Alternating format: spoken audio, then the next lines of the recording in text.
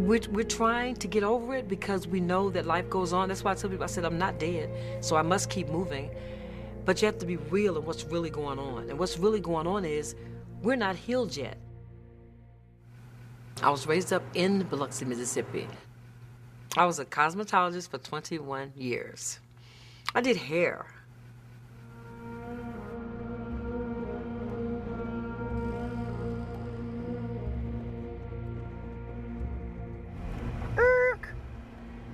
This is what we call Bayview Avenue, and this is Casino Row. I'll show you what my house used to be. It was right across the street from the casinos. This is where my house was before Katrina. This is where I lived and enjoyed and had family dinners every Sunday, gatherings with my friends, surprise birthday parties for my brothers and sisters. This was the house. My dad, my mom, my siblings, all of our antique furniture from 1934 that we had in here. I mean, everything was in this house. My daughter's bed was like in the neighbor's yard 2 doors over, and the car was over there.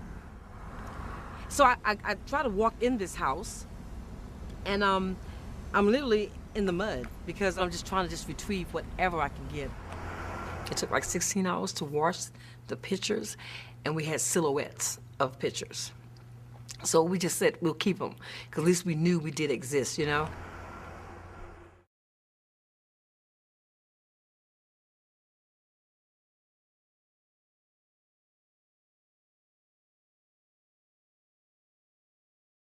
After my 3 months of working with Corps of Engineers, these young ladies came to me and said, Sharon, I want you to come to this meeting. And this young lady named Sophia Daniels, she was like, we just want to meet women, because we know y'all do everything anyway. I said, you got it, sister. Started with black women on that Wednesday, 25 years. After maybe about 4 meetings, the young lady was always asking, we need leaders. So I'm like, well, I'll be the secretary.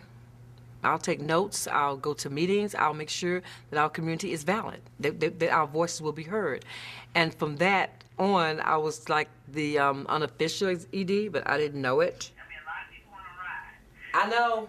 But, you know, but who would be willing to lead? CWC is Coastal Women for Change.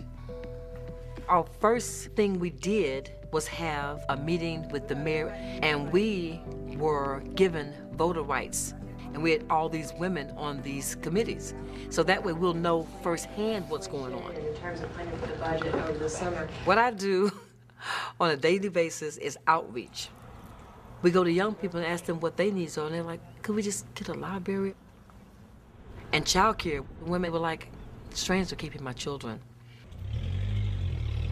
The women are already sort of oppressed, and so they had to find childcare, find transportation, and work, find housing. A lot of them was under a lot of domestic violence, so it wasn't, they couldn't easily get a job. CWC, they were like, my husband, he died during the storm, and I have to be the total breadwinner. And so women will put double burdens on themselves. I'm sorry I'm late. My main thing is, I want to know what happened at the strategic planning meeting. I mean, be honest now. We have to be honest. Honest. Yes. The meeting was good to have because we needed to bring this out in the open Okay. to get something started. Right. This is our community, and we want it back the way it was or better. And better. That's what CWC mission is. That's it.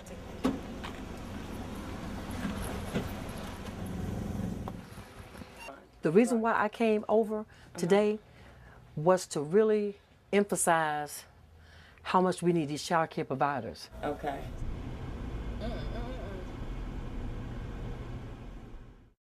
This lot right here off of Belma was totally full of FEMA trailers.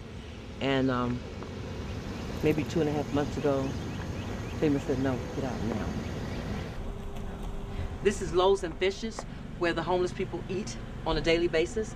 And about 11, they'll start coming around and eating their lunch, and then they'll give them a bag to take with them.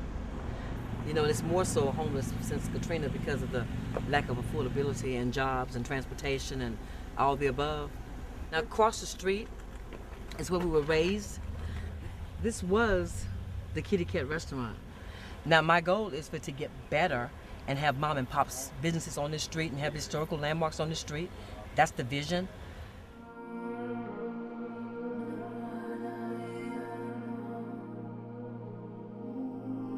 6 or 7 months after Katrina, I knew we had to have something in place for us as a community. I said, we can't wait for another one, guys. We have to do a preparedness, awareness kit. So what we did was file these things down on paper and got hands-on, Gulf Coast, and we have a database of our seniors. So we had to go out and do that outreach, door knocking.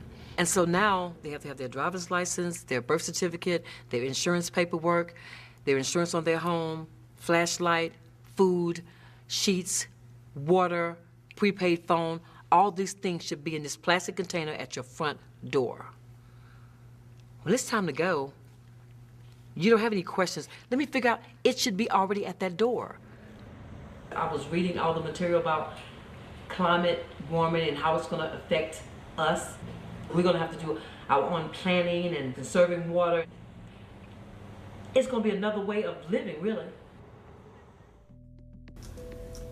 I know that my mission is to do what I do in the community because I know that that's in the script and I'm following the script. When Hurricane Katrina came and took my shop away and took all my livelihood away,